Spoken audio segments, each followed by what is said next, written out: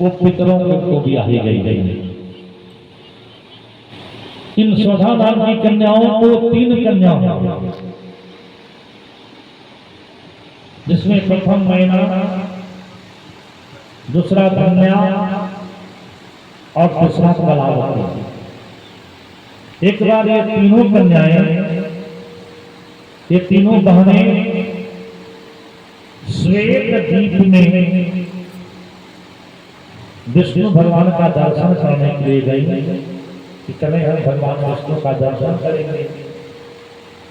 भगवान विष्णु का दर्शन करेंगे और दर्शन करके भगवान विष्णु के समीप ही बैठ गए। ठीक उसी समय सनकादिक, सनक सनंदन श्रावक और सनत कुमार, ये चारों भाई जो सुरेश किशोरावस्था में रहते हैं, भगवान विष्णु के दर्शन को की इच्छा को लेकर के बैकुंठ पहुंचे। जब बैकुंठ आए, भगवान दर्शन विष्णु के दर्शन की इच्छा को लेकर के, तो ये तीनों कन्याएं उसी जगह पे बैठी रह गई।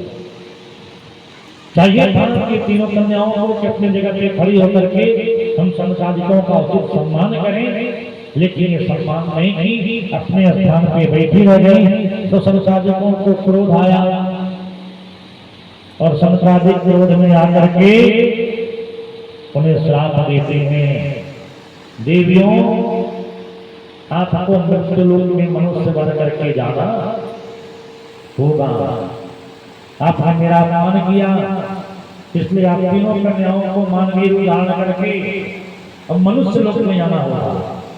ये तीनों कन्याएं मैना, धन्या और कलावती, ये तीनों घबरा गई।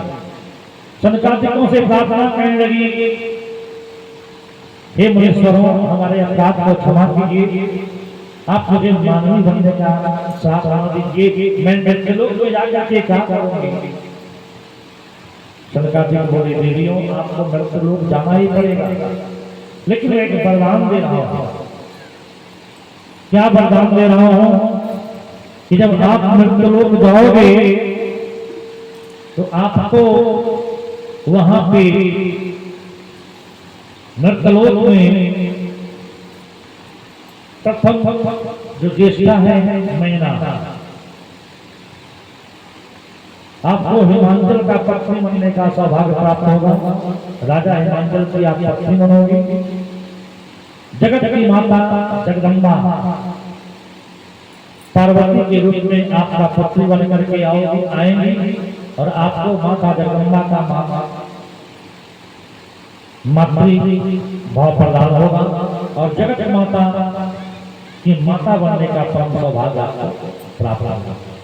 इस प्रकार सनकादिक जो है मैना को वरदान दिए। दूसरा जो धन्या नाम की कन्या थी, धन्या को उन्होंने वरदान दिया कि आप जब मृत्युलोक में जाओगे तो आपका विवाह मिथिला में जो शीर्षध्वज नाम के राजा है जनक, उनसे आपका विवाह होगा। आप वहां सुनैना कहलाओगे, आपका नाम सुनैना होगा और आपको सीता का माता बनने का सौभाग्य प्राप्त होगा।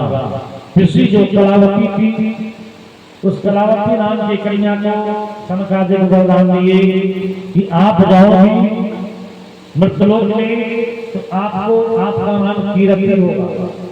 मृत्युलोक में आप कीरति नाम से प्रसिद्धि पाओगी और आपको विश्वभान नंदनी राधा के मां बनने का सौभाग्य प्राप्त होगा। आपका विवाह राजा विश्वभान के साथ होगा और आपको राधिका की माता बनने का सौभाग्य प्राप्त होगा।